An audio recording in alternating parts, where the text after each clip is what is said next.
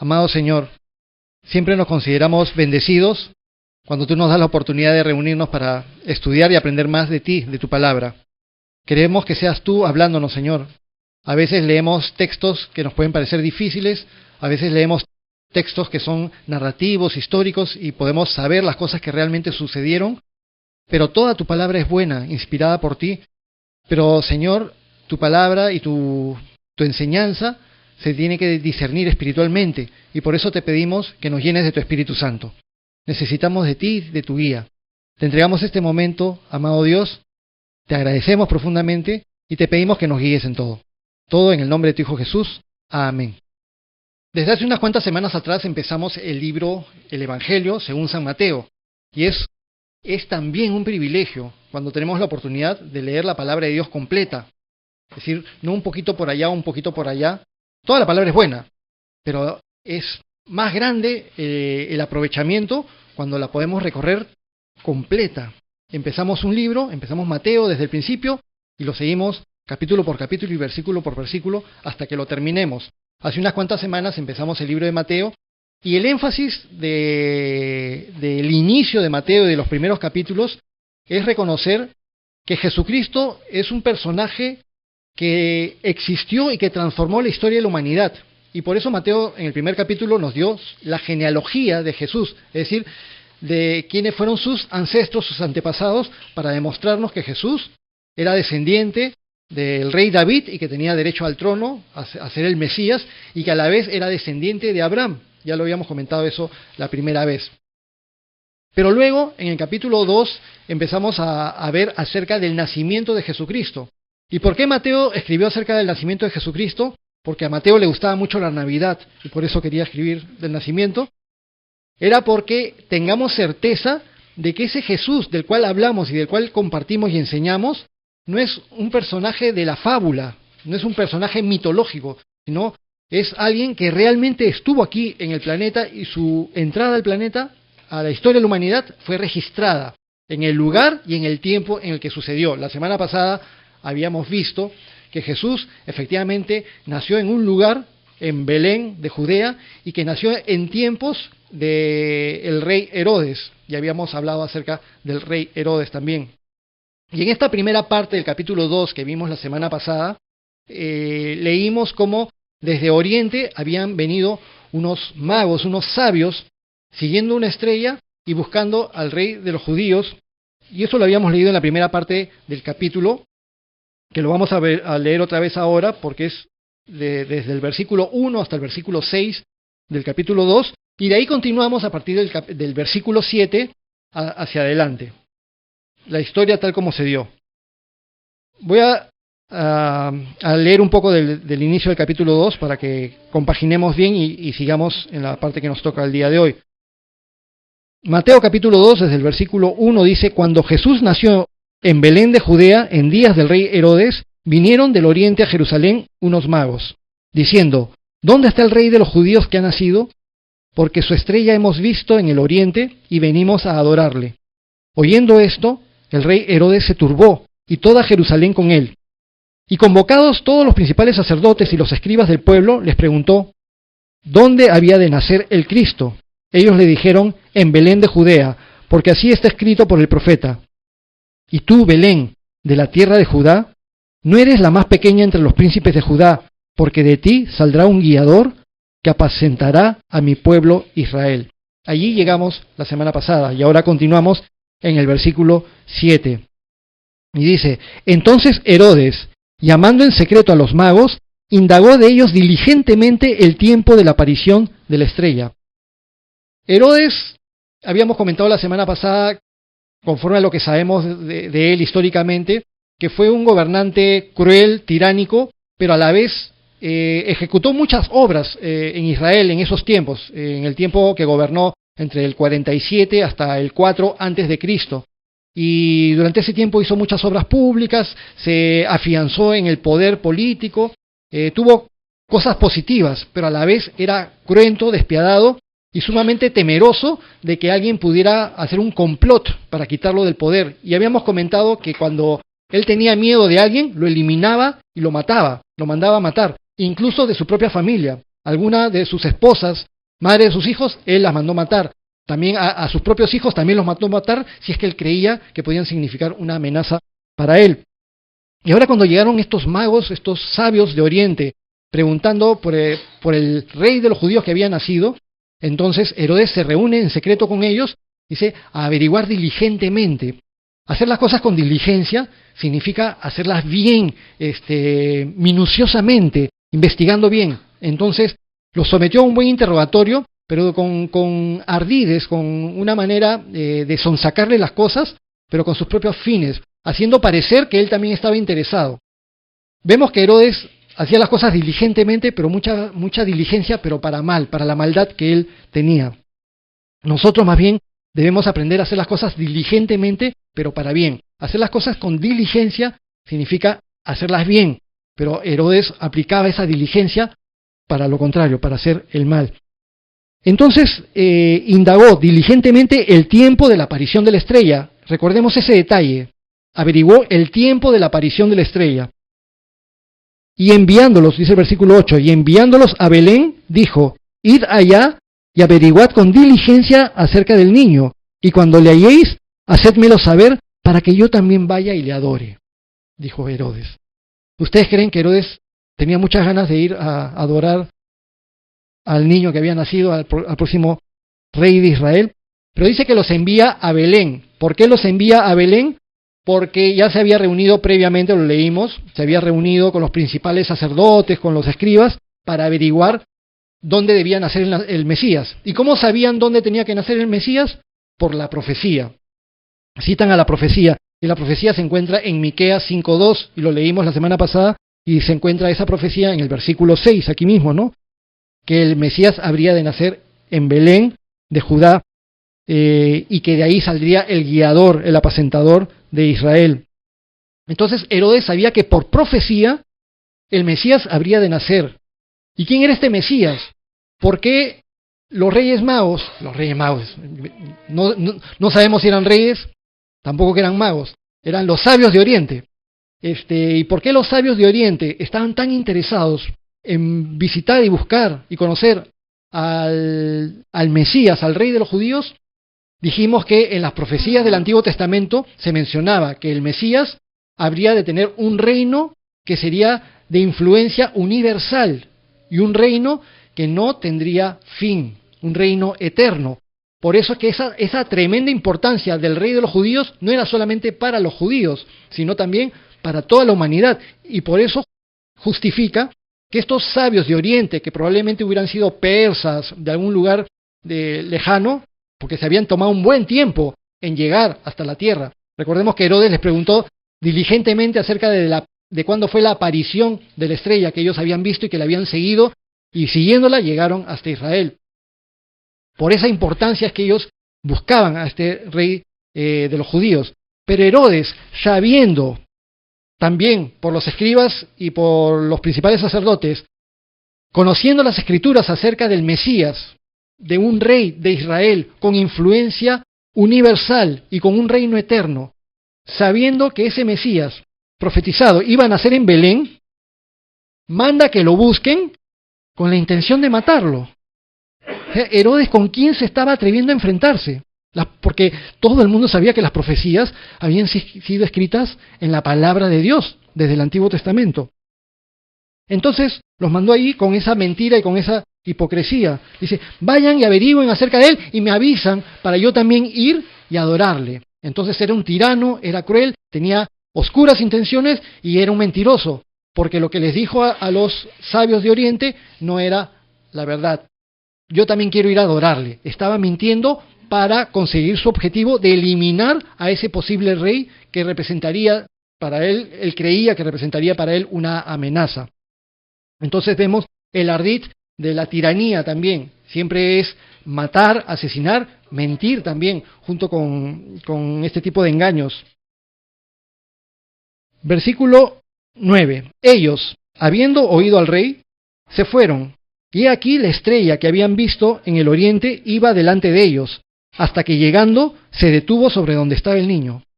Siempre desde chiquitos hemos escuchado la historia de la Navidad, hemos pasado momentos familiares en los tiempos de Navidad. Muchas personas viajan de lejos, de un sitio a otro, para reencontrarse con la familia. Para algunos es una fecha de alegría, para otros de repente es una fecha de nostalgia, de tristeza. A veces cuando recordamos un ser querido y nos da nostalgia la época de la Navidad, tengo amigos que me dicen, uy, para mí la Navidad es triste. Otros, para mí la Navidad es alegría. Pero hemos hecho toda una connotación de la Navidad y los elementos típicos de la Navidad que nosotros conocemos, ¿no? ¿Recuerdan algo típico de la Navidad? ¿Qué cosa? El árbol de Navidad. No sabemos si habían ese tipo de pinos en Belén, pero ahí estamos con los pinos, ¿no? En Navidad. Claro. ¿Qué más hay? ¿Qué más? La nieve, dijeron, ¿no? La nieve. Difícil que hubiera ese tipo de nieve en esa zona en Belén en esa época del año, porque estaban los pastores ahí pastoreando cerca de donde estaba el niño. Pero en otros países del mundo, como acá en Perú, o por ejemplo en Lima, no hay nieve, pero para nada. Y más bien ya estamos llegando al verano. Imagínense en Iquitos, en Piura, con todo el calor y en plena Navidad tomando chocolate caliente. Ahí hacen las chocolatadas, que las pueden hacer al mediodía, una chocolatada y chocolate caliente para los niños. Están aquí tomando su chocolate, quemándose, sudando con la gota gorda, porque es la tradición. El chocolate. ¿Qué más es la tradición? Hilbero, panetone y tal. El panetón, pues, claro. El panetón. Todas esas cosas que nosotros las hemos asociado, con el paso de los años se han vuelto tradición. Y pasar la Nochebuena sin un pavo y sin un panetón, pues se nos suena rarísimo.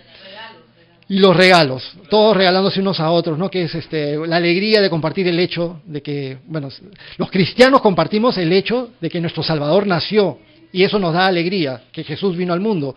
Pero es bien raro, porque a veces hasta los ateos celebran Navidad. Dicen, ¿qué cosa está celebrando? La Navidad es una fecha de amor, de paz, porque es el cumpleaños de Jesús el que estamos celebrando. Aunque no sabemos si esa fue la fecha. Nadie sabe si realmente esa fecha. Es bien probable que esa no fue la fecha. Entre todos estos elementos de la tradición estaba la estrella, ¿no? ¿Y la estrella dónde siempre se pone? Pero siempre la ponen encima del árbol, ¿no? Como una estrella que puede estar encima del árbol. Y efectivamente, como dice Fernando, nos faltó mencionar a Papá Noel, ese gordo bonachón, barbón, con pelo blanco, todo vestido de rojo, que poco o nada tiene que ver con el nacimiento de Jesús. Empezó con una tradición acerca de San Nicolás en Europa, pero después ya se transformó. Y esta imagen del gordo bonachón que le regala a los niños, si es que se portan bien, es una tradición injusta, porque hay muchos niños en el mundo que no pueden recibir regalos en Navidad por diferentes circunstancias, por problemas económicos o alguna cosa. Dicen, no, lo que pasa es que Papá Noel regala a los que se portan bien. O sea, todos los que no tienen, porque se portaron mal, y esa circunstancia es incómoda, injusta. Efectivamente hay que mandarle su carta a Papá Noel y todo para que te regale.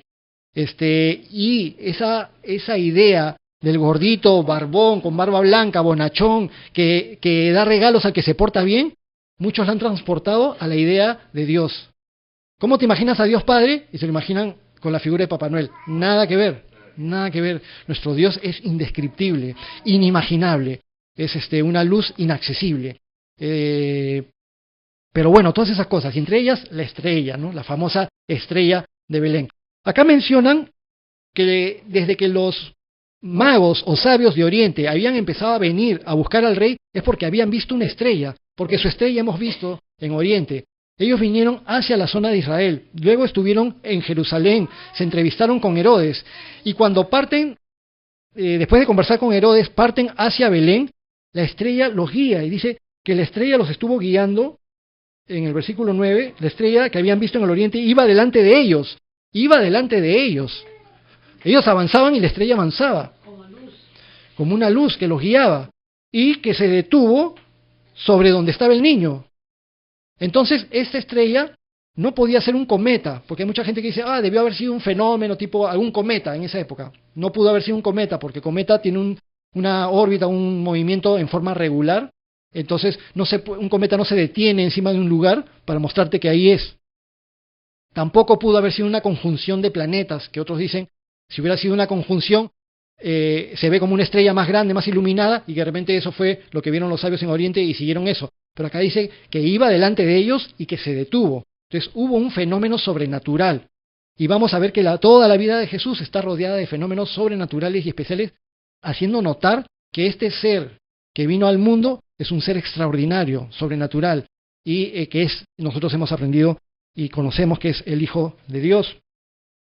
Entonces, dice el versículo 10, y al ver la estrella, se regocijaron con muy grande gozo, y al entrar en la casa, vieron al niño con su madre María, y postrándose, lo adoraron, y abriendo sus tesoros le ofrecieron presentes, oro, incienso y mirra. Menciona aquí que cuando los sabios de Oriente llegan a la casa, vieron al niño. Noten este detalle, que en el versículo 11 dice, y al entrar en la casa, no entraron al pesebre, al establo, llegaron a la casa. Obviamente ya había pasado un buen tiempo desde que Jesús nació en el establo y ahora ya estaban en una casa establecidos en Belén. ¿Cuánto tiempo había transcurrido desde que Jesús nació? No lo sabemos con exactitud, pero vamos a ver en un momento cuánto es el tiempo de probabilidad de la edad que podría haber tenido Jesús ya para ese momento cuando llegaron los sabios de Oriente. Otra cosa que menciona es que cuando vieron al niño con su madre María, postrándose, lo adoraron. Postrarse y adorar es un acto dirigido hacia Dios. Los sabios de Oriente habían leído que este Mesías era alguien extraordinario. De repente, como dice en el libro de Daniel, capítulo 7, este hijo de hombre que se acercó al anciano de días en el trono y le fue entregado el reino, un reino que será eterno y que será universal.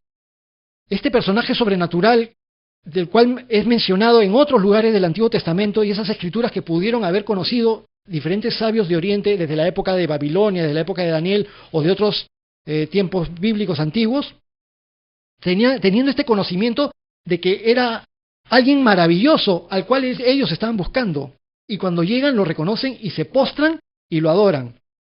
Ahora, algunas personas que dicen que Jesucristo no es Dios, dicen, no se postraron a adorarlo, lo que pasa es que le rindieron homenaje, porque esa palabra que se traduce como adorar, en realidad es una palabra que significa rendir homenaje. Pero no nos dejemos manipular por el palabreo de algunas personas que dicen ser eruditos o conocedores de la palabra, y te palabrean y te quieren confundir, como por ejemplo algunas sectas religiosas. En el caso, por ejemplo, de los testigos de Jehová, ellos te van a decir que Jesús no es Dios y que Jesús no recibe adoración, porque te dicen, aquí la palabra está mal traducida. Pero si tú vas al Evangelio de Juan, y lo mencionamos la semana pasada, el Evangelio de Juan, al capítulo 4, cuando Jesús habla acerca de la adoración al Padre, y que el Padre busca verdaderos adoradores que le adoren en espíritu y en verdad, es la misma palabra griega, proskuneo, que los verdaderos proskunearán al Padre en espíritu y en verdad. Entonces la misma palabra proskuneo que se usa para dirigirse al Padre es la misma palabra que es proskuneo que se usa acá para dirigirse al niño o a Jesucristo. Entonces, ¿por qué hacen la diferencia? ¿Qué autoridad tiene alguien para decidir cuándo sí es adoración y cuándo no es adoración? Mi autoridad es la palabra de Dios. Mi autoridad es el Espíritu Santo. Entonces yo veo claramente que Jesucristo recibe adoración. Hay muchos otros lugares de la Biblia y del Nuevo Testamento donde Jesucristo recibe adoración. Por ejemplo, aquí mismo en el Evangelio de Mateo, vamos a ir un poquito más adelante, pueden dejar marcadito el capítulo 2, pero vamos a ir hacia el capítulo 14. Mateo 14, 33.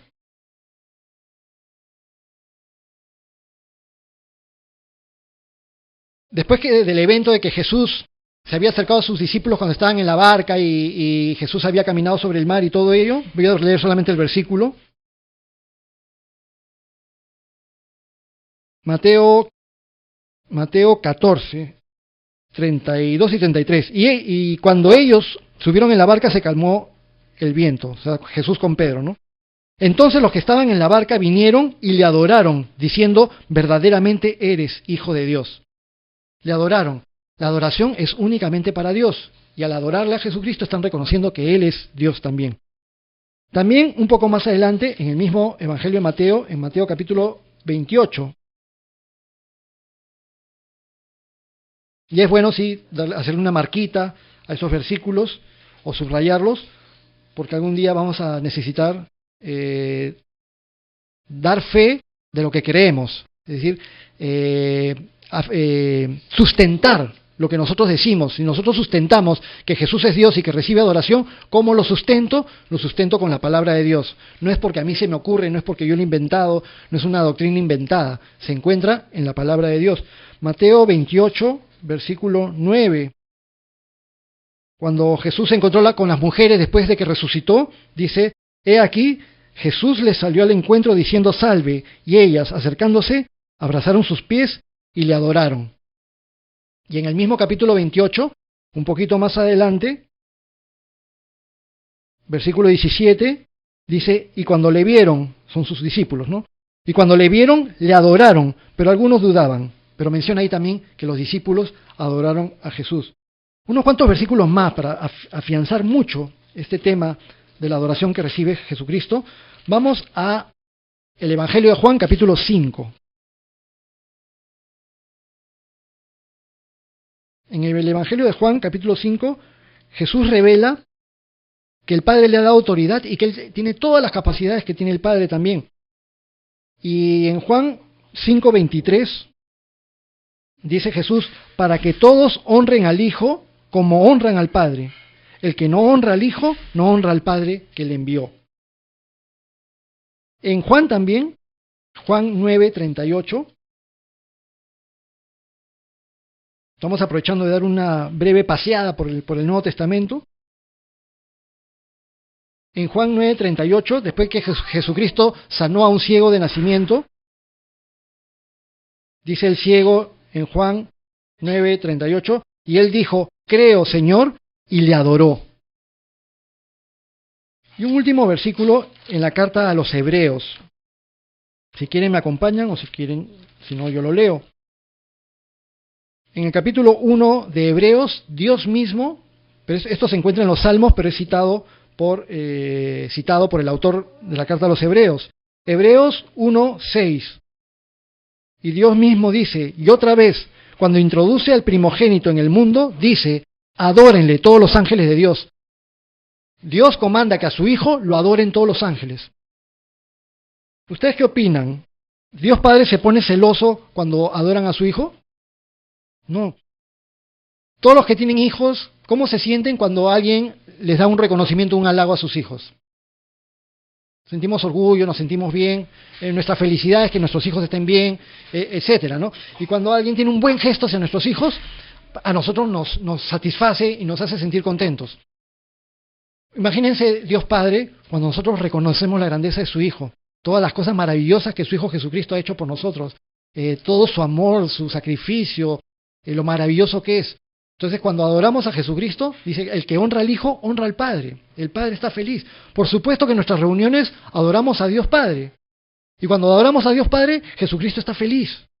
En el Dios Trino que tenemos, en nuestro Dios, no hay celos.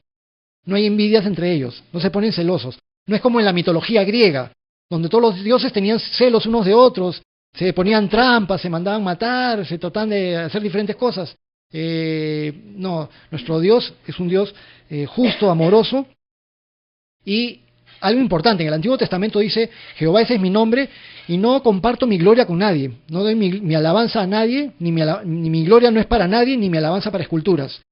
Entonces, Dios no comparte su gloria con nadie y sin embargo, el Hijo de Dios recibe adoración. Eso nos hace darnos cuenta de que Jesucristo realmente es Dios. Entonces, volviendo al capítulo 2 de Mateo, nos damos cuenta que llegan estos sabios de Oriente, llegan a la casa, encuentran a María con el niño y postrándose le adoran. Y dice en el versículo 11, al final, dice que abriendo sus tesoros, ¿no? le trajeron regalos, abriendo sus tesoros le ofrecieron presentes, oro, incienso y mirra.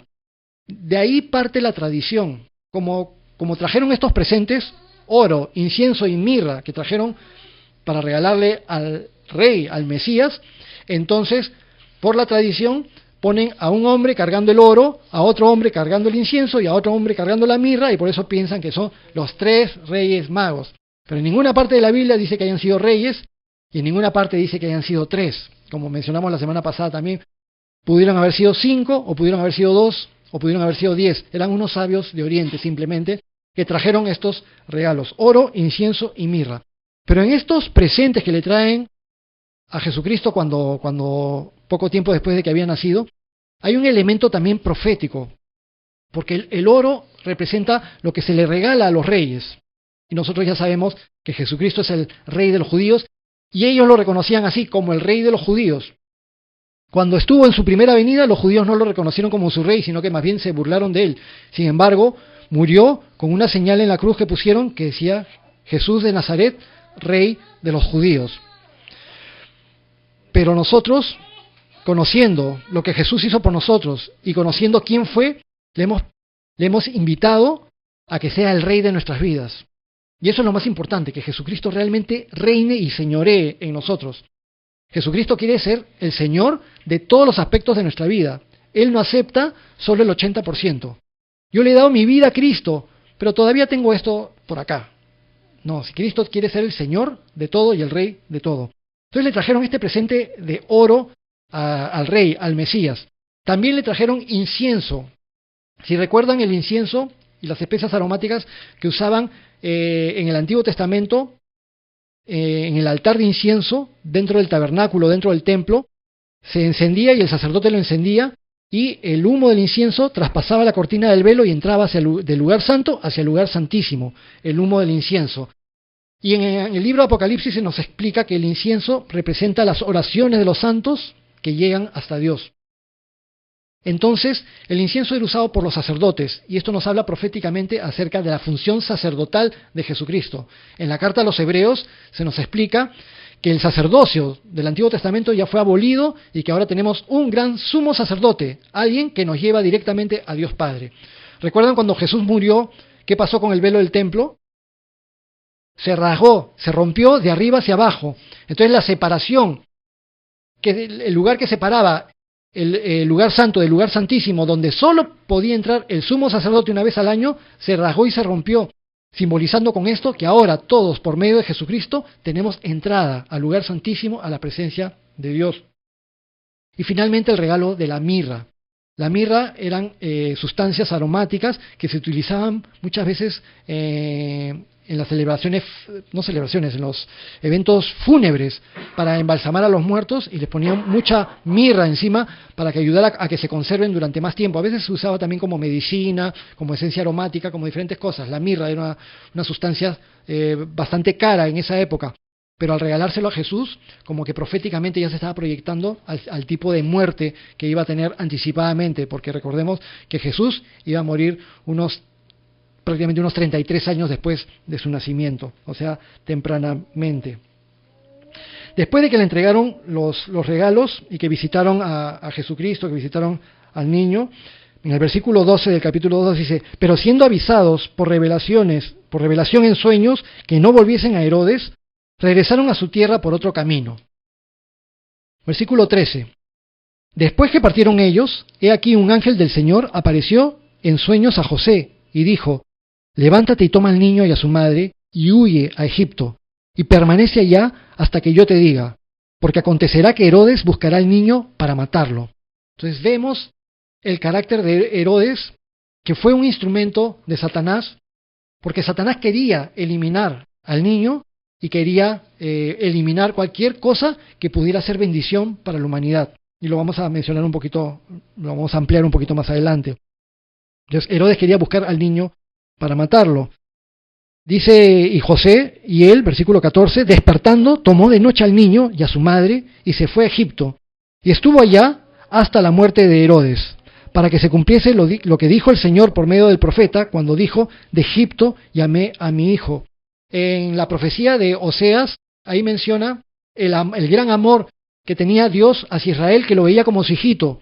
Y cuando los israelitas estuvieron en Egipto esclavizados, Dios los hizo traer de allá utilizando a su siervo Moisés. Entonces en la profecía de Oseas, en el libro de Oseas, menciona que con amor los trajo y dice: y de Egipto llamé a mi hijo, refiriéndose al pueblo de Israel en la profecía de Oseas. Pero en la profecía de Oseas también se refirió proféticamente a algo que sucedería con Jesús. De forma real, Jesucristo, de niñito, de bebito, fue llevado hasta Egipto por sus padres para protegerse del rey Herodes, que lo buscaba para matarlo. Pero una vez que Herodes murió, regresaron y se cumplió lo dicho en la profecía: de Egipto llamé a mi hijo, el verdadero y único Hijo de Dios.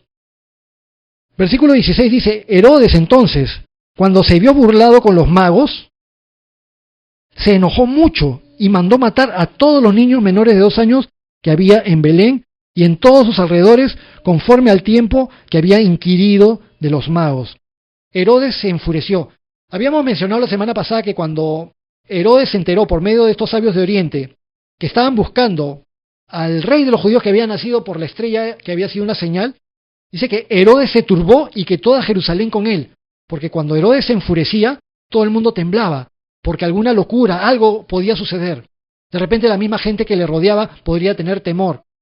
Como existe con los tiranos y con los gobernantes locos, que cuando a alguien no les cae bien, los manda a matar en forma vertical. Como sucede con la gente intemperante, con la gente fanática. Haces algo que no va de acuerdo a lo que ellos quieren y te matan, como son los fanáticos religiosos o los fanáticos ideológicos o de cualquier índole. Este tipo de tiranía y de locura y de insanía tenía Herodes. Se enojó mucho y se enojó tanto que, no sabiendo qué hacer, mandó matar a todos los niños menores de 2 años que había en Belén. ¿Por qué mandó matar a todos los niños menores de 2 años y no a todos los niños menores de 5 años? Se nos dice: conforme al tiempo que había inquirido de los magos. Es decir, los sabios de Oriente le habían dicho que habían visto la estrella desde hacía unos 2 años atrás. De repente ahí empezaron su peregrinaje y vinieron desde muy lejos hacia la tierra de Israel. Entonces, es muy probable que Jesucristo para esos tiempos haya tenido cerca de 2 años. Alrededor de 2 años, un poco menos quizá de 2 años. Por eso Herodes mandó matar a todos los niños de 2 años para abajo. Pero al ver que no había podido conseguir que los magos le informaran acerca del rey, entonces manda matar a todos los niños en esa zona. Un acto completamente despiadado y cobarde y cruel. Entonces, por cumplir su objetivo, es capaz de cualquier cosa. No le interesaba la vida humana, no le interesaba el bienestar de los demás. Lo único que le interesaba era cumplir su objetivo. Muchas veces los que persiguen el poder tienen esa idea. Solamente que en nuestros tiempos, en las democracias, muchas veces no se permite ese tipo de matanzas de forma directa. En las tiranías muchas veces sí lo hacen. Han habido muchos intentos históricos, muchos intentos desde tiempos antiguos por eliminar al pueblo de Dios, por eliminar al Mesías, por eliminar cualquier cosa que pudiera usar Dios para su gloria y para el bienestar y bendición de la humanidad. Desde tiempos antiguos, ¿recuerdan cuando Israel estaba en Egipto, los israelitas, y Faraón mandó que mataran a todos los niños varones que nacieran? Y cómo la mamá de Moisés lo escondió durante un tiempo y después lo tuvo que poner en una canastilla y toda esa historia. Esos ya eran intentos intentos del enemigo, intentos de Satanás por eliminar al pueblo de Israel del mapa. Porque Satanás sabía que Dios le había prometido a Abraham que de su descendencia serían bendecidas todas las naciones de la tierra.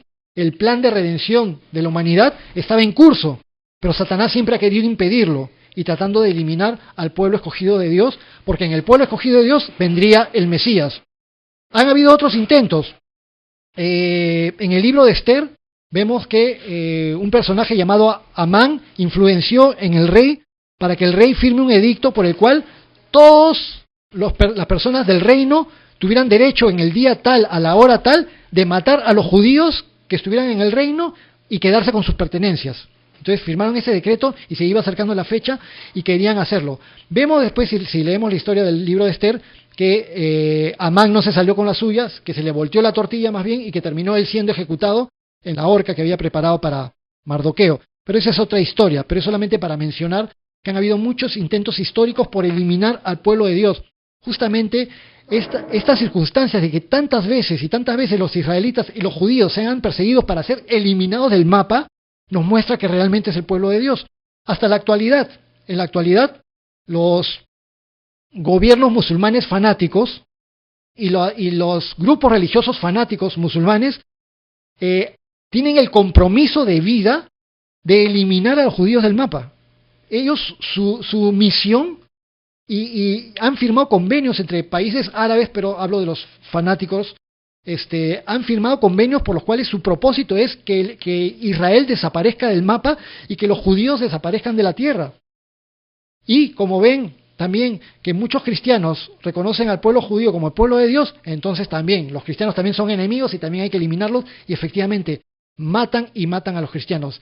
Desde las épocas de los inicios del cristianismo, los cristianos son perseguidos, son ejecutados, son matados por millones. En los primeros 3 siglos del cristianismo, en los primeros 300 años del cristianismo, en el Imperio Romano fueron ejecutados más de 6 millones de creyentes cristianos, y hasta la actualidad decenas de millones de creyentes cristianos que han sido ejecutados. Entonces, Satanás muchas veces hizo intentos por eliminar al Mesías, no lo pudo, y hace intentos por eliminar al pueblo de Dios que puede servir a Dios para hacer bendición para los demás. ¿Ustedes qué creen? ¿Que Satanás quiere eliminar a la iglesia de Dios? Quiere, pero que Jesús nos ha prometido y nos ha dicho que las puertas del infierno no van a prevalecer contra su iglesia. Así que animémonos, hermanos.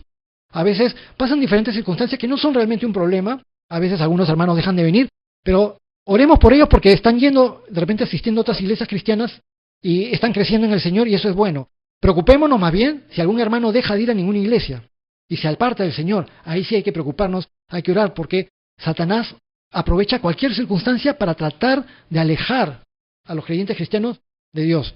Pero su iglesia no va a poder ser destruida. La iglesia de Jesucristo no va a poder ser destruida porque Jesús mismo la protege. ¿La vida de los creyentes cristianos creen que quiere ser destruida por Satanás? Satanás quiere destruir la vida de los creyentes cristianos porque sabe que cada creyente es un potencial predicador que puede ayudar para que otra persona llegue a Cristo. Cuando Jesús le dijo a Pedro, tú eres Pedro y sobre esta roca edificaré mi iglesia y te daré las llaves del cielo, no estaba significando que solamente por medio de Pedro se entra al cielo, no estaba diciendo eso. Tú eres Pedro y sobre esta roca edificaré mi iglesia. Pedro había confesado que Jesús es el Cristo, el Hijo del Dios viviente, y esa confesión da vida eterna.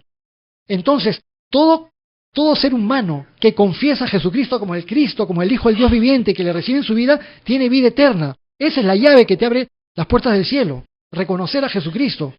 Satanás no quiere que nadie reconozca a Jesucristo, porque pierde un cliente. Entonces, quiere eliminar a los creyentes cristianos para incapacitarlos, para desprestigiarlos, para desmoralizarlos, para tirarlos abajo, para que no puedan compartir la palabra. Y muchas veces Satanás trata de hacerlo. Hay muchas estrategias y armas que utiliza Satanás para apartar a los creyentes cristianos de los caminos del Señor. Y hay que siempre estar apercibidos. Nunca hay que minimizar lo que Satanás está haciendo y la acción en la cual se encuentra. Sucede con jovencitos, sucede con adultos, sucede con las personas de todas las edades. Satanás utiliza muchas armas para apartarnos de Dios. Puede utilizar la fama. Conozco personas, varones y mujeres, que por la fama se han apartado de los caminos del Señor. Desde chiquitos iban a la escuela dominical, fueron creciendo, ahora están en la televisión y se alejaron totalmente y viven una vida farandulera y se han alejado totalmente de los caminos del Señor. La fama, la seducción, el dinero, el poder, el placer, son cosas que en un mal lugar, en una mala circunstancia, mal utilizados, son armas que utiliza Satanás para tratar de desviarnos. Pero tengamos también una esperanza con respecto a nosotros, a los que perseveramos. Jesucristo ha dicho, mis ovejas están en mi mano y nadie me las quita de mi mano. Mis ovejas son mías y nadie me las quita de mi mano. Entonces, oremos siempre, permanezcamos perseverantes y también oremos por aquellos que se han apartado para que el Señor los traiga de vuelta, porque Dios es fiel, así como a muchos de nosotros nos trajo de vuelta. Estos son los intentos desesperados de Satanás y el intento desesperado de Herodes por eliminar al Mesías, a ese rey, al Mesías prometido, al que habría de ser rey de Israel, prometido por las profecías, por la palabra de Dios, y Herodes ilusamente está tratando de eliminarlo. Bueno, no lo pudo hacer, le dio esta pataleta, y esa pataleta causó mucho sufrimiento, porque mandó matar a todos estos niños, y esa matanza obviamente que tuvo mucho sufrimiento para muchas familias que vieron morir a sus hijitos en ese tiempo. Dice el versículo 17, entonces se cumplió lo que fue dicho por el profeta Jeremías, cuando dijo, voz fue oída en Ramá, grande lamentación y lloro y gemido, Raquel que llora a sus hijos y no quiso ser consolada porque perecieron. Pero después de muerto Herodes, he aquí un ángel del Señor apareció en sueños a José en Egipto, diciendo: levántate, toma al niño y a su madre y vete a la tierra de Israel, porque han muerto los que procuraban darle muerte al niño, los que procuraban la muerte del niño. Entonces él se levantó y tomó al niño y a su madre y vino a la tierra de Israel. Pero oyendo que Arquelao reinaba en Judea, Arquelao fue uno de los muchos hijos de Herodes, en lugar de Herodes su padre, tuvo temor de ir allá, pero avisado por revelación en sueños, se fue a la región de Galilea. Y vino y habitó en la ciudad que se llama Nazaret, para que se cumpliese lo que fue dicho por los profetas, que habría de ser llamado Nazareno. Cuando buscamos esa profecía, no vamos a encontrar la profecía específica que diga que el Mesías habría de ser llamado Nazareno. Entonces, ¿por qué se menciona esto y lo menciona de esta manera Mateo? Nazaret era un lugar menospreciado por los judíos porque era una ciudad pequeña en Galilea, todavía ni siquiera en Jerusalén ni en los alrededores, sino en Galilea. Y ni siquiera era una ciudad principal de las que quedaba en la costa, sino una ciudad que quedaba un poco más hacia tierra adentro, pequeña, de comerciantes, y en esa ciudad el Imperio Romano había puesto una guarnición romana, que siempre era mal visto. Entonces los aldeanos de Nazaret eran mal vistos por el resto de los israelitas, lo veían de mala manera, entonces menospreciaban a los de Nazaret. Y sabemos por las profecías del Antiguo Testamento que el Mesías, el Hijo de Dios, habría de ser menospreciado por los demás. Si leemos el Salmo 22 o leemos Isaías 52 o 53, vamos a ver que el siervo de Dios era menospreciado. Era alguien a quien se burlaron de él, a quien menospreciaron, a quien hicieron afrenta, a quien le causaron la muerte. En la profecía de Daniel se menciona en el capítulo 9 que le quitarían la vida al Mesías, mas no por sí. Entonces, todo este menosprecio hace pensar que efectivamente cuando dicen Jesús de Nazaret, ¿era Jesús de Nazaret? Alguien menospreciado. Es más, en el Evangelio de Juan capítulo 1, cuando a Natanael le hablan acerca de Jesús, y Natanael dice: ¿acaso de Nazaret puede venir algo bueno? Pero es que en ese momento no sabían que Jesús realmente había nacido en Belén. Otros opinan que esta profecía es el cumplimiento, esta profecía de que habría de ser llamado Nazareno, es el cumplimiento de Isaías 11.1. En Isaías 11.1, cuando menciona que de Isaí, no de David, porque David es el rey David y de él descendió el Mesías, pero el papá de David se llamó Isaí, quien fue un hombre humilde, un aldeano, campesino, pastor de ovejas, pero no tuvo ningún trasfondo real. En cambio, David, también de origen humilde, pero llegó a ser rey. Pero mencionan a Isaí en lugar de mencionar a David. Y dice, de Isaí saldrá una rama, un vástago, y de este vástago retoñará y tendrá espíritu de sabiduría, espíritu de Jehová, y mencionan ahí todo el Espíritu Santo sobre este descendiente de Isaí. La palabra vástago o rama hebrea utilizada en Isaías capítulo 11, versículo 1, es la palabra netzer, y muchos interpretan que este netzer es el origen de la palabra nazareno, por la cual identifican al Mesías. Terminamos con esto el capítulo 2. El capítulo 2 de Mateo, y solamente queremos recordar algunas cosas que fueron importantes para nosotros. Herodes tenía mucha diligencia, pero diligencia para lo malo. Nosotros como creyentes cristianos debemos aprender a tener diligencia, pero para lo bueno. En segundo lugar, siempre recordemos que nuestro Señor Jesucristo, el que es el autor de la salvación y el autor de la vida, que dio la vida por nosotros en la cruz, Él no solamente fue un buen profeta, un buen maestro, es el Hijo de Dios y es Dios, nuestro Maestro y nuestro Señor. Él sabe absolutamente todo. Él no es alguien que fue muy sabio simplemente, Él tiene una sabiduría infinita. Él es todopoderoso, Él es omnisciente, Él es omnipresente. Domina todas las fuerzas de la naturaleza, domina todas las fuerzas espirituales, domina todas las ciencias, tiene poder sobre la vida y la muerte, sobre la salud y la enfermedad, tiene poder sobre todo. Nuestro Señor Jesucristo, alguien extraordinario. Jesucristo es el cumplimiento de las profecías. En muchos lugares Mateo hace énfasis para que se cumpliese lo dicho por el profeta, para que se cumpliese lo dicho por el profeta. Si todas estas profecías del Antiguo Testamento fueron cumplidas poderosamente por Jesucristo de una manera sobrenatural, entonces yo confío que todo aquello que Jesús se ha propuesto con respecto a mí, con respecto a cada uno de nosotros, el Señor lo va a cumplir.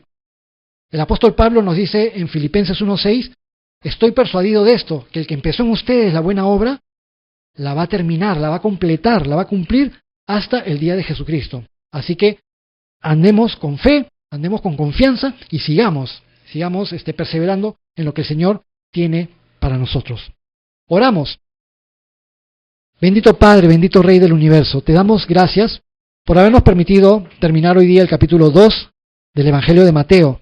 Siempre con gozo de haber podido leer tu palabra, con gozo de recibirla, de compartirla, pero también, Señor, las cosas que podamos aprender y aplicar en nuestras vidas, permítenos, Señor, que se haga una realidad. No solamente queremos aprender intelectualmente, sino que queremos poner por obra lo que tú nos enseñas. Bendito Dios, hemos visto que la capacidad del ser humano para tener mucha maldad, como la que tenía Herodes, es ilimitada cuando el ser humano se deja influenciar por Satanás. Pero en realidad, Señor, también hemos aprendido que toda la humanidad está bajo la influencia del príncipe de este mundo, y que es tu Hijo Jesucristo el que ha venido a liberarnos y a rescatarnos. Permítenos, Señor, permítenos que con el poder de tu Hijo Jesús, con su obra en la cruz, con su sangre preciosa derramada por nosotros, por la obra de tu Espíritu Santo, que nosotros seamos totalmente guiados por ti. Transforma, Señor, nuestra manera de pensar, nuestra manera de ver las cosas. Que ya no haya ninguna influencia, ni un pelito de influencia satánica o del príncipe de este mundo sobre nuestras vidas. Sabemos que vivimos en el mundo, pero no somos del mundo. Amado Señor, somos tuyos y te pedimos que nos ayudes a conducirnos como hijos de Dios. Te damos gracias, Señor, te entregamos lo que sigue, te bendecimos y todo te lo pedimos en el nombre de tu Hijo Jesús. Amén.